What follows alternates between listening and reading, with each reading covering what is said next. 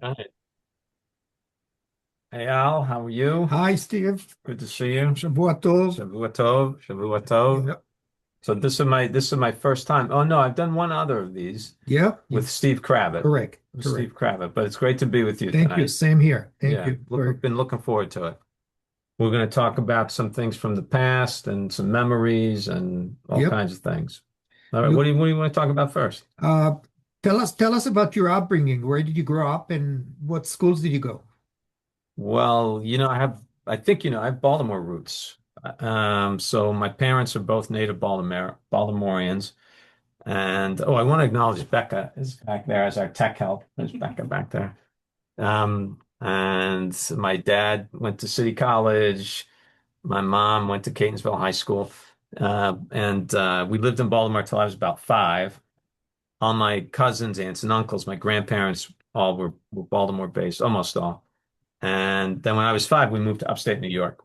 So that was Binghamton, and I went to elementary school, junior high school, all in Binghamton. So I consider myself to be an upstate New Yorker. Why did you guys move? It was for my dad's work. I see. My dad was an allergist, and he bought into a practice up Uh, there. It's a good place to practice allergy because there's a lot of pollen up there. So, it's true. Yeah. and how about you? You So I grew up in Israel, and yeah. Which town in Israel? Ramat Gan, which is 3 kilometers, 2 miles from Tel Aviv. Yeah. And I went to elementary school and high school, and then I was in the army for 4 years. And right after the army, I came to the United States. When did you start with clarinet? When did you start playing clarinet? When I was 9 or 10. Okay. Yes, before that, I played violin. So I was in the army band, played clarinet there, principal clarinetist. And then after the army, I came to study here. And what you came here, did you move right to the West Coast or you? Yes, I came to right away to Los Angeles. I studied at the University of Southern California for my Bachelor of Music. Right, right. You did that in music. Yeah. And when did you begin to decide that you might shift towards Jewish education? So it's interesting. What do Israelis do when they come to America? Either they are teaching in a religious schools or day schools, or they're taxi drivers. So I chose to be a teacher, and from that experience, I taught at Stephen S. Wise Temple. You know where it is, and different synagogues, and I fell in love in being a teacher and being a professional who has an impact on young Jewish children. Okay. And that was the beginning of that path. The Correct. beginning of that path. That led me to the university that you and I were together, University University, of Judaism. right? Now, what's it called? American Jewish American University. Jewish University, which is on Mulholland. For those of you who know the LA area, it's on Mulholland Drive, and Stephen S. Wise Temple is across the street. And across the highway is Mannequin High School. Mannequin High School, and there's a museum. Is there a Yeah, skirball center or something Herbal like that? Center, yes. And So, and the yeah, have you been out to LA at all lately? I will be there in 10 hours. Yeah, yeah. Tell us why you go to LA. I'm going to celebrate Thanksgiving giving with my daughter and grandchildren and Drew in LA. And I meet there Shira and Hannah. Yeah, and Drew is, and they're out there because Drew is one of the coaches for the LA for the Rams. LA Rams. So Yes. I will be there in a So few hours. so we have a lot of football pedigree at Bethel. I'm not sure if people are aware. So Eyal and Hannah's son-in-law Drew has been working professional football for many, many years at this point. Worked for the Ravens for a time, worked for the Giants for the time, is now working for the Rams, and worked for the Patriots, I think, Yes, he did. for a little Right. bit too. He's a coach, defensive side. And we also now have a family that has a head coach, and that Dick Dallas Kuntz's son-in-law, Mike Kafka, Mhm. is the interim head coach of the New York Giants right now. So it's good football. We have good lacrosse pedigree at Bethel, and good number of players in the Lacrosse Hall of Fame came there, lived their religious lives at Bethel, and good football pedigree as well. When you were growing up in Israel, were you exposed to, like, did you go to shul ever, or were you more like a secular Israeli family, or? Yeah, I went with my grandparents to shul on Friday nights, evenings. We had a Shabbat dinner. Of course, the holidays were very strict by our family. Yeah. And in Israel, most of the food is kosher, so there Right. was not issue of Automatically. kashrut or not. Right. Right. So tell us, where did you go to school and where did you spend Well, your college, yeah, college I went to Brandeis. Um, so in growing up in Binghamton, my family belonged to the Reform congregation. It was called Temple Israel, Temple Concord rather, Temple Concord, and I stayed. I was one of those kids that stayed in Hebrew school all the way up through my senior year of high school. wow? So after bar mitzvah, there was a post bar mitzvah program, and it was a small congregation. Maybe it was 200 families, 220 families. So in a year, there would be, 4 or 5 b'nai mitzvah Hmm. in a whole year. That would be it. 6 maybe, something like that. And then the post bar bat mitzvah education was once a week on, I think it was Monday evenings, and you sat with the rabbi for about an hour and studied mostly current events. After high school, I went to Brandeis in Boston, following my father there. My father went to Brandeis. He's one of the early Brandeis graduating classes. After Brandeis, then I went to Maryland and I did a master's degree in psychology. And then I worked in that field for a number of years in up in the Boston area. Becky and I got married, and I worked up in the Boston area as a sort of social psychologist or psychiatric rehab person, and then went back to rabbinical school. And in those days, you can't do this anymore, but you could start rabbinical school at the UJ, and then you do 2 years there, a year in Israel, and then from Israel come back to JTS in New York and finish JTS in New York, and that's what I did. And then from JTS in New York, came down here. That was your first full-time job. First full-time job. Yep. Yeah. I remember those days. I remember the time. I had a lot less gray hair. Yes. Yeah. That's a whole conversation in and of itself. Yeah. In and of itself. So when you were a student, as an undergraduate and a rabbinical student, how did you make ends meet? Did you work? Well, yeah, I did work. I worked at Brandeis. I worked, and I worked when I was in graduate school at Maryland, and I worked in when I was in rabbinical school. Brandeis. Now, my parents were very generous and paid for my Brandeis education and paid for my first master's degree, so they were very generous. But I would work for extra living expenses or whatever. Brandeis, I worked in the food services. Really? Yeah, and I would mop floors, and like I worked on the dish machine, and I would clean out ovens, and that was the kind of like hard work, empty garbage cans and stuff like that. Summers I painted houses. Really? Wow. I was a house painter in the summers. And in graduate school, I got a job. Graduate schools at Maryland, I got a job um, working for an organization that helped people who were looking for services if they were struggling with addiction. So it was like a clearinghouse. They could call, and I would sometimes talk to them, or sometimes turn them over to a trained counselor and say, you can call this place or this place to get help that you need. And then when I was in rabbinical school, I worked all kinds of jobs. I did high holiday pulpits. 4 of the 6 years I was in rabbinical school. 1 year in LA and 3 years I did high holiday pulpits in the Boston area. I did some translation work when I was at JTS from Hebrew to English. I worked for 92nd Street Y Wow. and Yeah. Derech Torah, which is a kind of like introduction to Judaism program, so all kinds of odds and ends. How about you? So when I was in LA, I had two jobs. The first job was I was a musician and I played wedding and bar mitzvahs and I played for the Jewish organizations, B'nai B'rith, Hadassah, Pioneer Women, all those organizations. And the other job was also working with students, Jewish children who got in trouble with the law. The institution called Vista Del Mar, and I was a tutor and a counselor with those young children. And some of them I trained for bar mitzvah. Um, I also worked as a nightclub musician. I played at the Hallelujah nightclub in the Valley in the late hours since I could play the different styles. That's actually how I got my green card. Really? That nightclub sponsored me as a musicians, because I could have played the different styles, they asked me to stay, and they provided all the legal work towards the green card. Towards the green card. Yep. And when you met Hannah in LA or where? I met her in Israel, and then we met back in LA. In LA. Yes. Okay. Yes. Okay.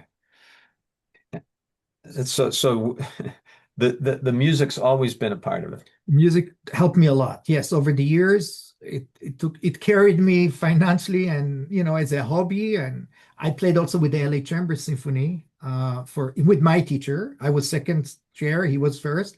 So it was a good match, the clarinet and myself over the years. And just tell folks, how many clarinets do you own? I have about 15 or 20 clarinets, but I have a big collection of saxophones. More than clarinets? Much more than that. I have a collection of vintage saxophones. We call it Mark VI, and those are very, very collectible. They're very unique. How many of those do you have? Over 50. Really? Yeah. Yeah. Where do you put them? Where do you put them all? Some of them here, some in Israel, some of them will be donated to the school I came from, to USC. Some of them will be donated to Israel and music schools. I think there might be some in my closet back there. I don't know. Okay, if you wish, one for your grandchild. Okay, we'll see if he'll be a sax player. And Hannah also has worked all along, and she supported you while you were doing schooling. Yeah, actually, Hannah was a teacher from preschool to religious school. Hannah was a principal of a school in Howard County, and she actually was a social worker before. And she didn't meet me through being a social worker, but she met me through when we went to school together. We got our masters together and our doctorates together. Yeah. Over But here. your doctorate you got here, right? Right. You decided to do, and that was a decision. So you were a principal already. I was 5 years in Howard County, the Howard County Jewish Community School, and then Rabbi Loeb, and I met, and he moved me to Bethel after 5 years. What year was that when you came? 1991. 91, you came to Bethel. Yes, and at the time I worked 6 months. At the same time, I worked here and in Howard County because they couldn't find a principal yet there. Over there. Yeah. Oh, jeez. Yeah. And then you decided to do the PhD. Yes, and I did it. Well, actually, yes, I did it here, and I started it when I came to Bethel. Right. Yes. Right. I remember. I think it was right around the time that. What year did you get the PhD? 1996. Yeah, I think I was going to say I think it was just before I came. Yeah. Because I came 98 to Bethel. We came down here in 98. Mm-hmm. Yeah. And I must say that it's because of Hannah I did not become a full-time clarinetist because that's not a safe position, Right. Conductors can be crazy and tomorrow you don't have a job. Right. It's right. And also I want you all to know that Hannah always makes sure that Eyal makes the smart decision. Am I right about that? That's correct. Yes, always. That's correct. Yes. Which is always good to have that support. I feel the same way. It's always good. It's always good. Yeah, if you need to get something from me, go to Hannah first. That's right. That's right. What do you think about just can you believe? So you came here in 91. Or you came Bethel in 1991. 90, yeah. So 35 years. What do you think about what you've seen, the time going by? I want to talk about Mark for sure, Rabbi Loeb.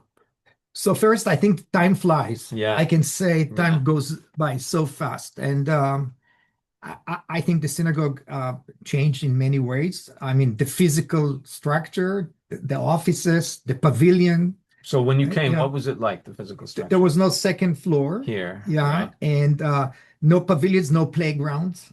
Right. For the preschool. The preschool did not have the beautiful building that we have now. Right. It was a very modest building. It's a different aura, different building now, and we have many more things to be proud of. The technology that we have now, we have great security that we never thought about it 35 years ago. Right. You remember we used to park in the circle. We don't park anymore in the circle. Right. So things changed. We have a beautiful auditoriums. Even the physical look of the sanctuary has changed. Yes, yes. I think time flies. But not only that, programming. When I came here, we started. I don't know if you remember, but we had 3 days a week Hebrew Yeah, school, I do remember. and Yeah. we moved it to a 2 days program, Project Mishpacha, when we involved the families together. Talk about Project Mishpacha a little bit. What was that? How did that work? And I remember I was here when we started that. Yeah. You were one of the most popular instructors. Everyone wanted to be in your classes when you were part of this. Who knows why, but I do remember that. Yes, But so that was part of going down from 3 days, right? from 3 days to Which was a 2 days. gradual, yeah, Right, yeah, right. We saw that here and all over the country there is attrition in religious schools. People move out or less register. So we right, decided to do something very radical. We said, let's bring the parents into the school, the grandparents. Let's create something different where we teach the parents what we do. We empower the parents and make it for them, give them the opportunity to study together and do projects with their children. So, right, so we had retreats, right. which services together, you led services, many of them. We taught the parents and the students. We had arts and crafts. We had things that parents got excited. And because of that, the kids felt more connected to our Hebrew school. It was successful for many years, 5 years, I would say.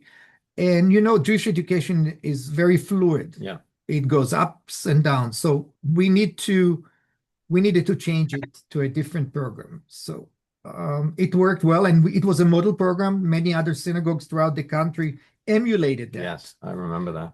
Mhm. And then there was a phase into the Chavurah program, which we did for a number of Correct. years. Correct. It's always a constant change, ebb Yep. and flow, as you say, ebb Yep. and flow. I always compare it to, contact lenses. If you take the contact lenses out of the solution, or you forget to put it in the solution, it will dry out. Dries out, right, Dries out. right. So Jewish education always have to evolve, come with new ideas, new programs. New water, so to Correct. speak. Yeah, yeah. And you've done that honestly brilliantly over the years. I hope so. You have, Thank you. you Thank have. you. That's why Bethel's one of the most successful Hebrew school programs, really in the country, going back through the decades now at this point. And you took over for Joe Lipovsky. Joe had died suddenly, Yeah, right? Mr. Lipovsky. he was here for 33 years, from 1957, the year I was born, Hmm. until 1990. He was 57, here. he started. He started as a teacher. I always liked him, admired him. I think he was a great educator, a person with vision. He actually started the preschool here, and the preschool, he had to save it in 1974. The board almost wanted to close it. The preschool. Yes, and he came back and he said, "No, we're going to make it work." And he saved the preschool.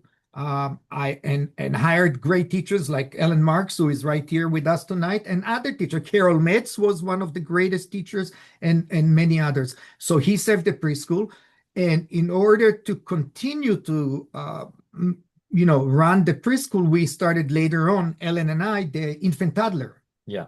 And the infant toddler became a feeder to the preschool. That was a big thing. Yeah. Yeah. Very important. And now you can't get in there, infant toddler. There's a waiting list every year. Becca should know that. Becca, what's the waiting list? How long? I'm the insider, so You have the inside track. Thank goodness. Lennon went through the infant toddler, right? Yeah. Yeah. People love that program. And, to your previous point, we were able, the last major campaign, the Generations campaign, we were able to raise the money that enabled us to really completely renovate that whole area, both the infant toddler and the preschool. And it's such a beautiful, beautiful space down there now for the kids and their families. Yep. A lot of good energy down there. It is a beautiful, it's a state-of-the-art building. State of the art. Yeah, it really is state of the art. Let's pause for a second and talk about Uh, just what do you do outside? Let's do this. I'll say some things that I know that you do outside of Hmm. Bethel. You correct me if I'm Yep. wrong. Yeah. Okay. So the music is the biggest thing. Yeah. But also I know Dr. Bor runs almost every single morning, right? Oh, Right. did you run this morning? I ran 6 miles this morning. Okay. I get up in the morning early. I run, come back home, have breakfast, plan the day, read a little bit, the New York Times, the Haaretz, All you right. know, So, yeah. and very similar to somewhat what you do. And can you share what you do, and then I'll tell you why it's similar. Well, I don't run like you do, but I do go out early and I'm walking the dog That's in the correct. morning, Mm. first thing. And then often in the morning for me, I daven and I will like look through email. What's the day going to be like? All that kind of stuff. So yeah, very similar. So you walk, I run. Yeah. You run for both of us Yes. because you could only run 3 miles and would be fine, but you run six, so I get something. I do two half marathons a year. Yeah. I just did the Baltimore and the Frederick before. How long you been running for? As long as I've known you. I mean, Yeah, probably since I came to this country. really. You Yeah, started here though, in yeah, the I States. started In the here. States. Yeah. Okay. And what anything that I don't know that you do for hobbies or Well, I collect art. yes, Kadishman. Kadishman, that's my favorite artist. I collect pens. Do you remember Mark used to Yes. go with those kind of pens? Yeah. Those are Mark Loeb's pens. I like old watches, Yeah. like, and so I like them, and How many watches do you have? a lot. Yeah. A lot. But those are old watches. It's not like I don't have the Rolexes, if you relate to. Right. Yeah, Right. I have Omegas, Daxas, Schaffhausens. Those are the grandparents' watches that you buy them once in a lifetime and they last for 70 years. So if we go out of town and I see a place where I can buy used good watch, I collect them. You look I just don't know who will take them after me, but I have them. No one is using those watches anymore. Everyone is using the Apple. And your art collection is extensive, Yeah, actually.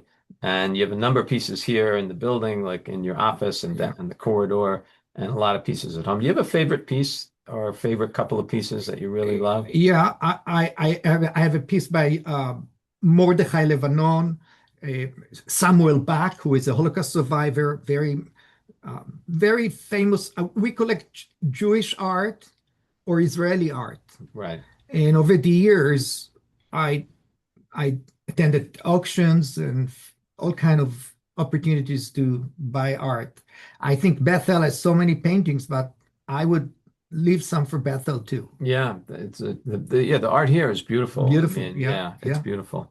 But you do have an eye for it. No. No. Is that more you or Hannah, the art collecting? I think Hannah doesn't want any more art at home. There's no room. That's not So the walls are. yeah. So but yeah, it's a hobby, and also by collecting art, I learn about Jewish artists, Israeli Americans, So it's and history the too. history. I just got a piece by Sol Raskin, Hmm. and it's a Hmm. beautiful piece. I know the name. Yeah, What is yeah. it? What's it? He's the one who decorated the Haggadah, Yes. the American Haggadah, and he's just a What is great the guy. piece that you got? A chavura of rabbis studied together. Uh-huh. Yeah. Was he located in Israel or he No, in the States? I think he passed away, Yeah. but he's an American artist. Yeah. Yeah, Yeah. he's an American artist. Yeah. And what else? You read? I know you like to I like to read. I like to swim. Hmm? I like to drink red wine. That's true. Yeah. What about you? What's your hobbies?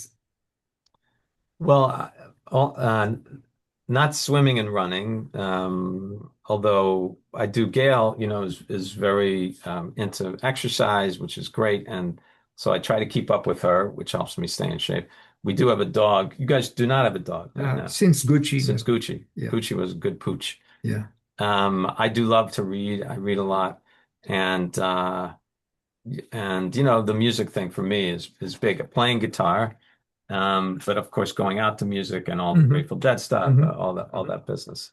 Um, And the other thing for you that's central for you is your family. You're Yeah, a wonderful family man, a father and a husband and grandfather. thank you. And I know Yes. you get a lot of nachas out of that. So are you so where are you kids now? I've so now between me and Gail, Yeah. four children. So my stepdaughter lives in Denver, Hmm. Jill, and my three are in New York City with their significant others. Tali is married to Austin, and that's where the grandchild is. Little Rami is 3 months old now, getting going to be 4 months old. He's getting big. And Josh and Sam live in Brooklyn, and Meirav and Rabbi live in also Upper West Side where Tali and Austin live. And we're bracketing our summers with weddings. So Meirav and Rabbi are getting married in June, and Josh and Sam getting married in August. Wow, Mazel Tov. So it's good. Yeah, a Great. lot of good things. A lot of Great. very, very sweet things. Yeah, Yep. yeah. Good things. Let's talk about I'm just looking right over here, and that's Mark's ordination certificate Right. right here, hanging on the wall. I know that you can't see it at home, but it's right Maybe I can there. take it. Yeah, take it. So this is Rabbi Loeb's ordination certificate from Hebrew Union College in New York City, and I think for both for me and for you, I know as well, Eyal. Mark was a kind of formative mentor and important Yeah. presence and source of wisdom and guidance and all. Do you want to just let's talk about Mark a little bit? What do you miss? What do you remember? Yeah, I miss his creativity. He was very, very smart. When I came to Mark with an idea, it was either yes or no. There's nothing in Right. between.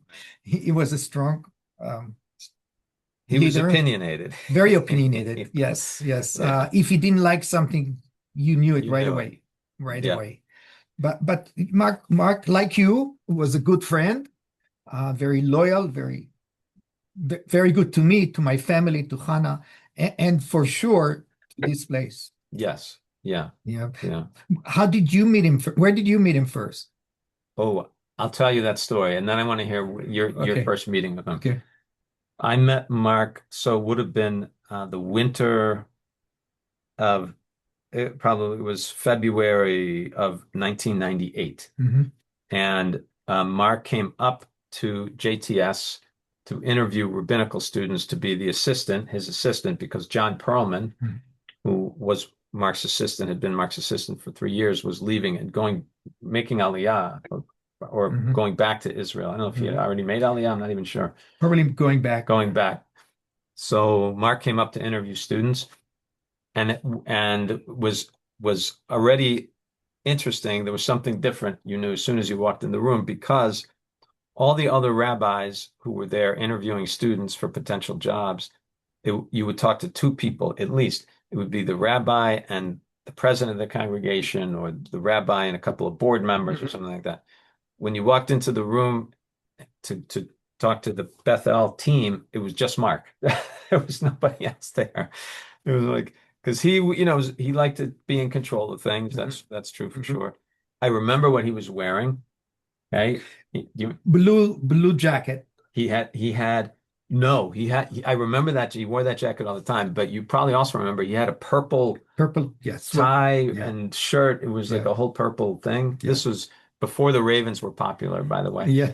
And in those days, I mean, dresses become so informal rather. But in those days, you always had a tie on it, and Hmm. he had tie on and the shirt and whole 9 yards. And any conversation with Mark was intense.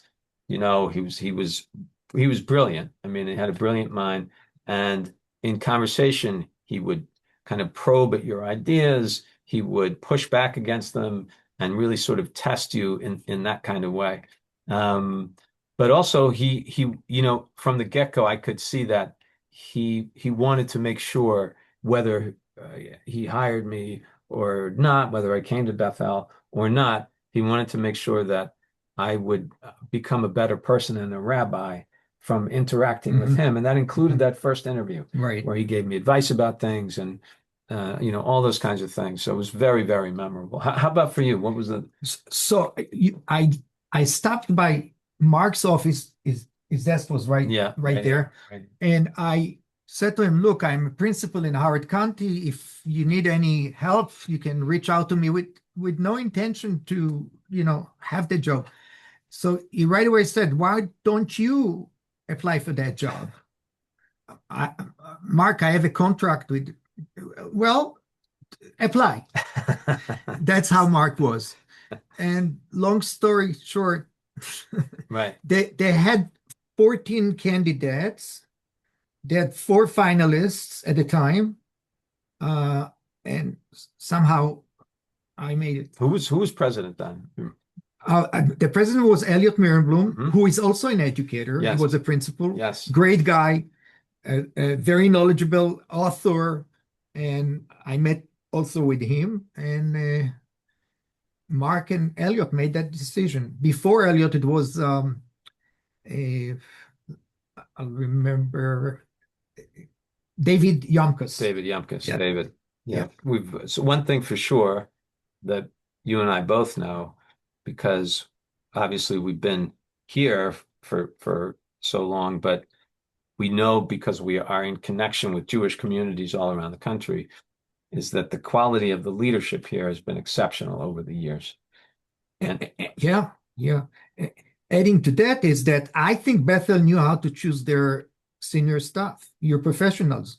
Between you, Rabbi Loeb, and Rabbi Agus, I mean, you're talking about almost 80 years. yeah, yeah. Um, And Saul Hammerman and Tom King, it's right. the whole history of the congregation, two canners.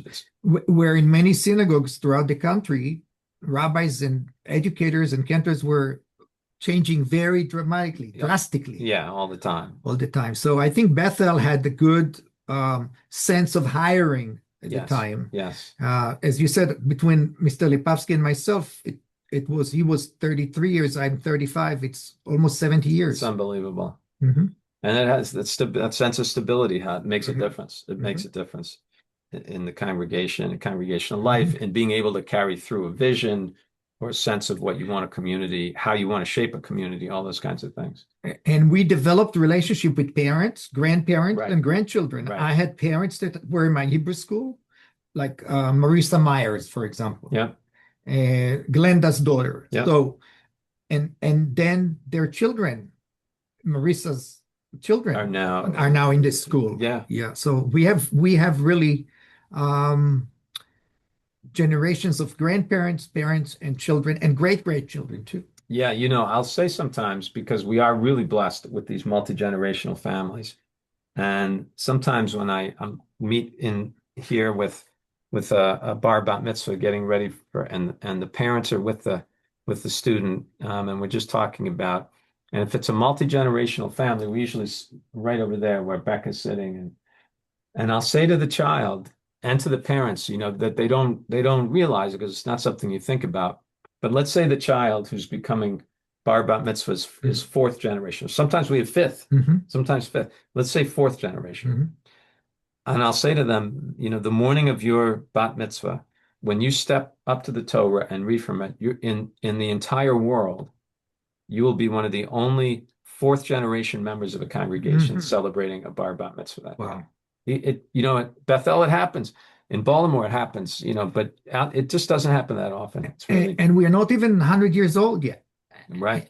There are synagogues that have been established in 1800s, Right. and we are, that's an amazing. It also shows how the members, the families, believe in the synagogue, connect to the synagogue, feel comfortable with the synagogue and its clergy. Yeah, yeah, and educators. So you want to talk about a couple of trips that we did together over the years? Let's do that, but tell me one funny story about Rabbi Loeb. So Rabbi Loeb was a very fast driver, not the most safe sometimes, it was sometimes uncomfortable to sit next to him because you didn't know. So driving, Mark and I used to drive to New York to hear the opera or concert and come back. Same night. Same night. I don't know if you had that experience, but he let me drive him back home. That was because he rare. That was unusual. because he said, "You drive like me, I drive like you, so you better drive me." So I drove him back on the turnpike, and after a few minutes, he fell asleep. And Mark, when he fell asleep, sometimes he was a little louder than. So I want to be kind. So all of a sudden, Mark stops sleeping and he says, "What happened with you? Why are you driving so slow?" "Mark, I'm 85 on the turnpike." So that was Mark. I couldn't go below 85 on the turnpike in his car. But if I slow down 2 miles, he knew that. He knew it, He right? knew It it. was like hardwired into him. He did drive fast up and down the turn. I mean, there were times he actually would make it from here into the city in under 3 hours. In under three. I mean, it's Yes. almost impossible. Yeah. It's almost impossible. But he would barrel down the turnpike. Do you have a funny story about him? I mean, there are many funny stories about Mark, but one that I don't know if I ever told you this story um it's a Sunday morning and I'm in the office and my phone rings and it's Mark and he says I my car won't start. I got to get to an unveiling. Uh, you why don't you drive me? And I said I can't drive you. I was teaching a class or something. He said, "Okay, I'll take your car. Come and pick me up." I said, "Mark, my car." At the time I had a stick shift car. Yeah. I said, "My car's stick shift." Yeah, He says, "No, it's no problem. I used to drive stick shift probably 40 years ago." yeah, So I ran to get him because he lived right over here yeah. and come back and I pull up right here and I say, "Okay, I'm gonna go in," and he gets into my side of the driver's side, and I just kind of remember watching him kind of chug away like this with the stick shift because he hadn't driven a stick. God knows how he made it to the cemetery, but he did, and he came back. I was with great trepidation that I went out later that day to check and see if there were any dents or dings in my car, but there were not. It was a miracle. Yeah. Do you remember a police officer came to the building one day? Yeah, yeah. Would you share it? Well, that was another Mark Tell us. driving thing where had he had he didn't realize he had done this, but there was a police officer on a motorcycle and Mark was coming in for merging and the police officer thought he had the right of way and so Mark just didn't see him and kind of the guy sort of was forced off the road. And so the guy took Mark's license plate. And then, the next day comes marching down the hall. I was sitting in my office and I remember a policeman marching down the hall and coming in. But Mark worked it out with him. I think they were buddies. Mhm. They were buddies by the end. Yeah, there were some adventurous Yes. driving stories. Yes. Right. Yeah. Thank God he was safe. I was safe. Yes. Yes. Yeah. But he was absolutely brilliant. He Yeah. was one of the brightest minds you'll ever meet, ever. He was there was no area that you needed to consult with him that he didn't have an answer. No, From arts to music to classical to everything. science, he just was very smart. Everything. Yeah. He knew everything. He was a polymath. He also had an incredible memory. Yeah. If he read something one time, I mean, he remembered it. 100 times I saw him, in this office, and you can see some of the books that are here. And he would say, "I know, I read something about that," and he would walk over, pull a book off a shelf, and flip through it, and he would find a page like that, and there was a paragraph. He probably read it 10 years ago. It was astonishing. Yeah. And you remember that every morning he would sit at his desk and read 3 newspapers. He would read the Wall Street Journal, the New York Times, and the Baltimore Sun. You remember that? Yes, yes. He would bring them from home and sit at his desk, and they would be spread out over his And desk. what did he do during lunches with us here? Puzzles. Yes, he did all the word puzzles. He loved those word puzzles, and he was the only person I ever met who could do a jumble he didn't. You remember, if a word jumble, you look at the letters and you have to figure out what the word is. You could say the letters to him. So whatever the letters, just say the letters to him, and in his mind, without seeing the letters, he could figure the word out. It was really something else. It was unbelievable. Right. All right, let's talk about trips a little bit. How many trips have we taken? So we took probably between 12 to 15 trips over the years. Yeah. A lot of people came with us to Israel. Some Many to people are on Israel. the screen here. many to Israel. We did Eastern Europe. We did Cuba, Cuba, and now we're doing Morocco. Morocco, Yeah, coming up. correct. And with Mark, I also did several trips, but the big trips after his passing were, of course, you and I. When Um, with Mark, you went to Israel, but also Eastern Europe, I think, yes, right? yes, yes. Yeah, yeah. Yeah, and yeah, many trips. Those are very. I always see those trips as um, community building. Yeah, We identify leaders because of those. yeah, Those are opportunities for development. yeah. And you and I can attest that many people come to Shabbat services who were in Israel because of that experience that we had. Any particular memories? You know, one thing I remember from one of our, first of all, we had wonderful trips, really wonderful trips, and we took so many great people, and it was always, you know, you just always come back from the trips and you feel great and refreshed and re-energizing. But trips are trips, Mhm. and it's a lot of people, and there's logistical things. But do you remember the time we lost someone in the old city? Yeah, Remember that? I know. Yeah, Yeah, yeah. I do remember. And so Rabbi Schwartz sends me to find him. He knows I'm a runner. I'm running around Jerusalem and out around the old city, and I cannot find him. We don't know where he is. And we lost him. We're gonna the name we won't say the No, person's name, no, but we lost him. We were at the Church of the Holy Sepulchre, correct. Yes. which is right near the Arab quarter and going up into the Arab Shuk, right? Mhm. And he didn't, this person didn't know, he was an older fella, didn't know Jerusalem at all, and was not getting, he was hard for him to get around. He was a little bit challenged that way. And we didn't know he could have wandered up into the Arab quarter. We had no idea where he was. And so you're running around. And we come and I run back to the hotel to see maybe they heard about him. And here he sits in the lobby with beer. That's And I said to him, "Why? Where were you? How come you didn't tell us?" He didn't even realize he did something like that. But yeah, but I'll tell you about one trip that I remember, actually the Eastern Europe trip, yeah.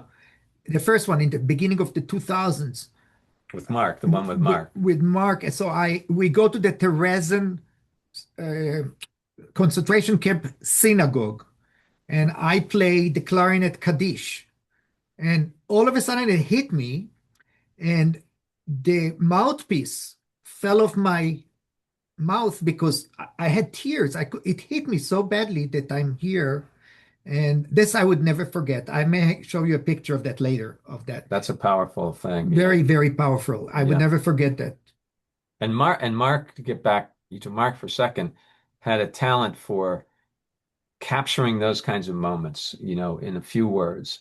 He could do that like nobody else. To say, here we are, and this is what this is about, and this is why we feel connected to it. And he was amazing at that, really. He was amazing at that. What memory do you have from a trip that we had together? You know, many, many trips from Israel. One particular memory I do have, and I have a picture of it somewhere. It was many, it must have been at least 20 years ago. And Richard and Jennifer Berman went on the trip with, I don't remember if I think it was just Richard and Jennifer on that trip. I don't remember if the other Berman family members were on the trip, but it was supposed to be a young families trip. And part of the trip, we were up north and we were doing all kinds of Mhm. activities. So we went on a zip line, and, you know, we Mhm. went on the speedboat out up in the north. And one of the activities was to go down the rapids on the Jordan River Mhm. in like Yeah. rafts. Mhm. You know?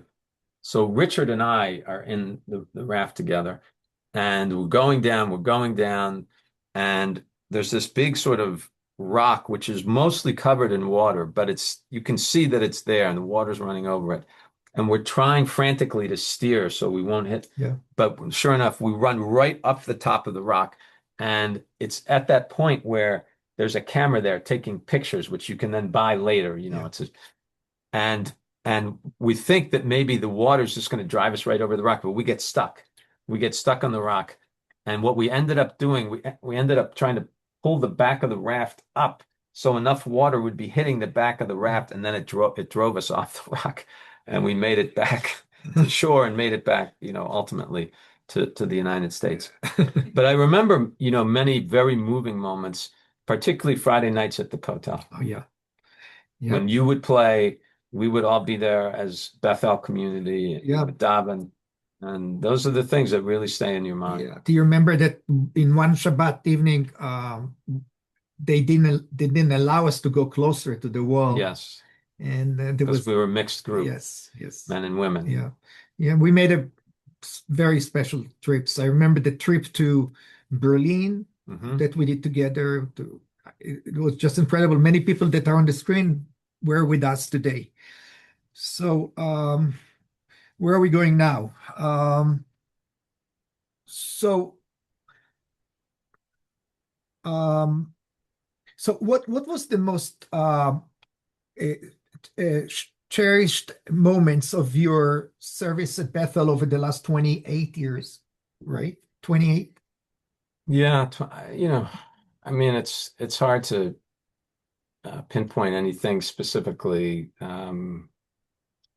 There are particular, very poignant moments of mostly life cycle Mhm. things, being there for a family when there's a funeral, or to be with a family at a wedding, or so many of those moments over the years, and the feeling that you have, Mhm. it's a privilege that family asks you to be there with them. I was with your family for some of those moments.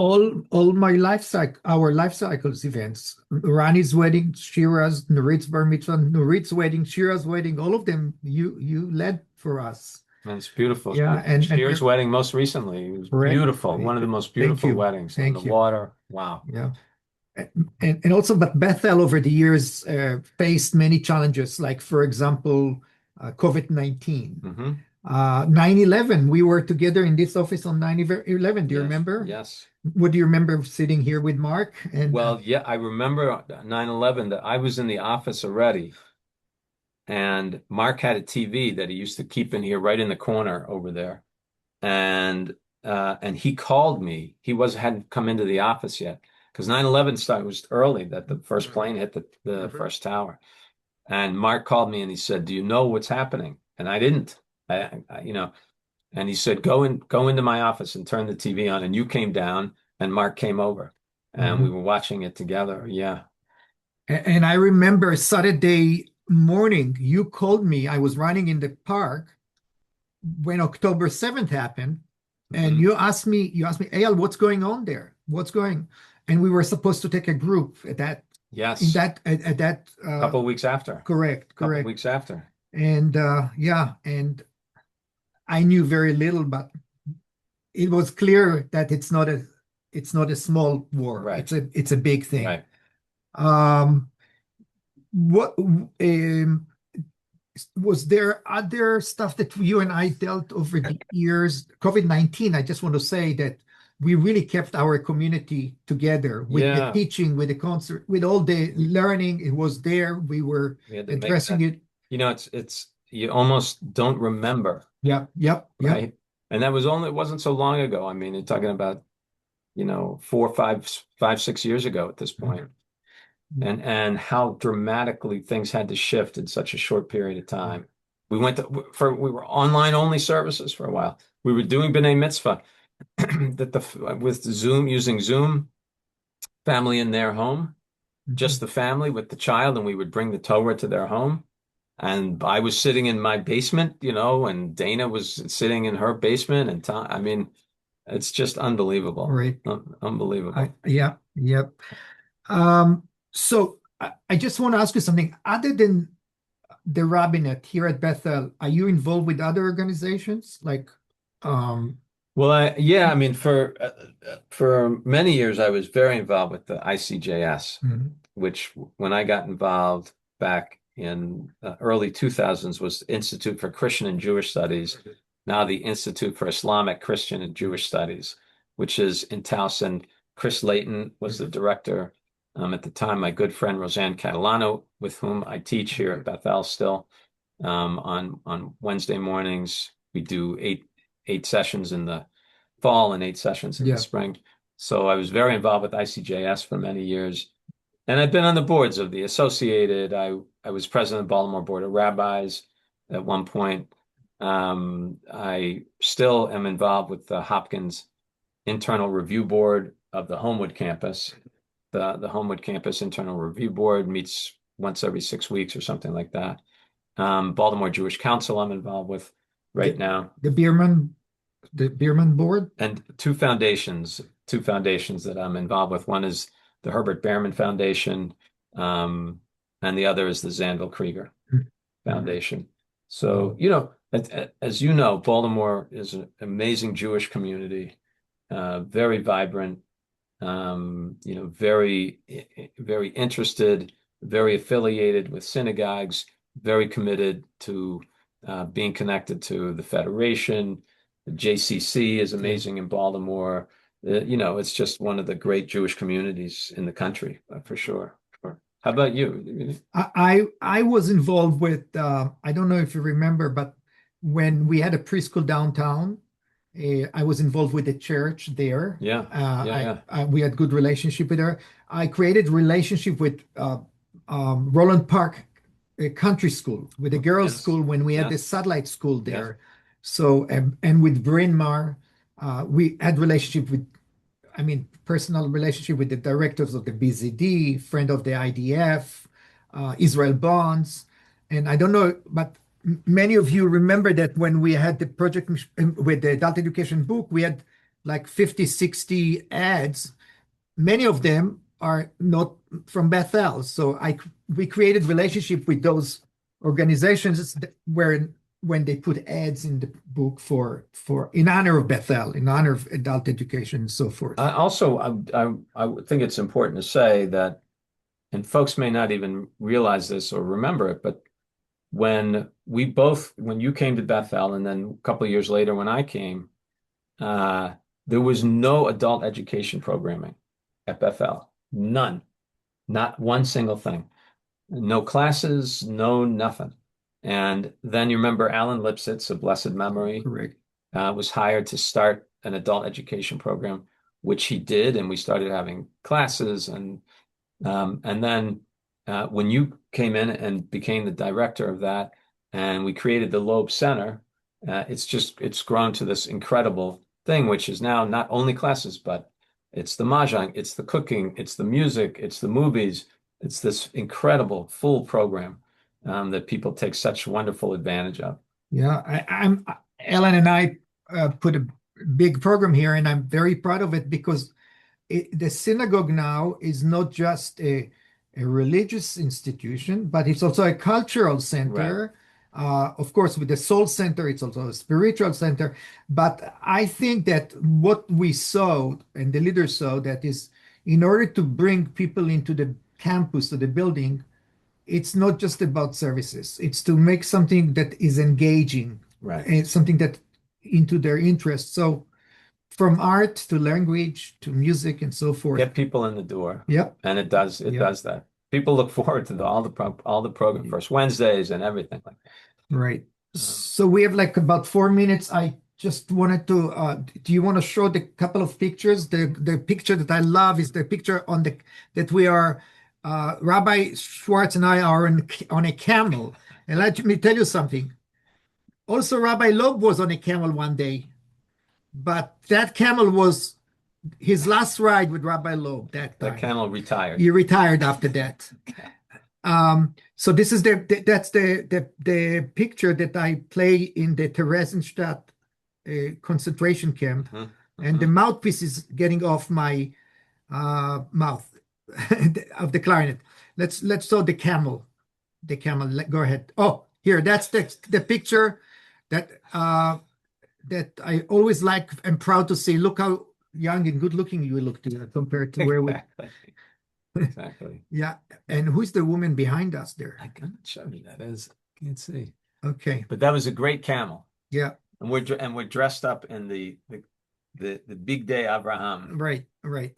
And now I wanted to show you one more thing, and then maybe we can let the people ask questions. Do you have the video tape that we did for Mark for the 25 years? The video tape. Can I? Oh, wait. This is Rabbi Schwartz when he teaches parents education, a class, and you didn't find that picture. I found it for you. Yeah, you did. That it looks like Josh, like my son. Yeah, could pass for my son. Mhm. Um, I wanted just to share with you one clip for 2 minutes. Some of the people are no longer among the living here. This was the 25th. What is this? It's the You'll see yourself in a minute. The 25th anniversary for Mark. Can you make it play, or is it? I just need to share my sound. Okay. And I want you to see yourself there. You created the aura, and you brought the rhythm to that evening. Here you go. It is now my pleasure to call upon Rabbi Loeb's dear colleague and friend, Dr. Eyal Bor, our Director of Education. He's going to begin the evening with a festive musical offering. When Dr. Bor joined Bethel 17 years ago, we knew we were getting an excellent educator. We quickly learned that we were getting an extraordinary musician as well. Dr. Bor, the stage is yours.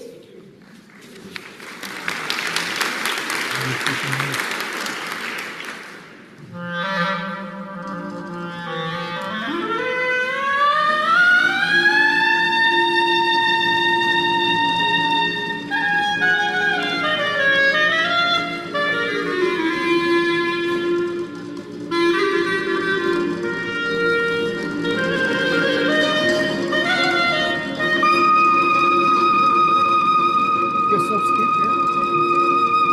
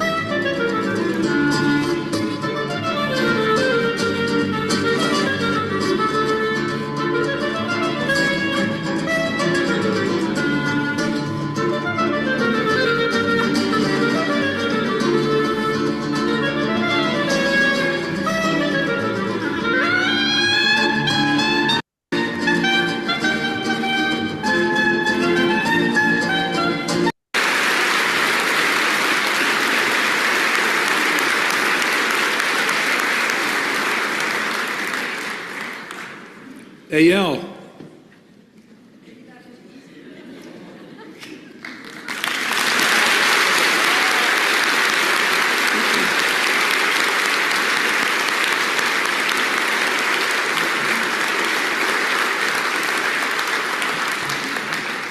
Eyal, thank you very much. You sure know how to get a celebration off to a great beginning.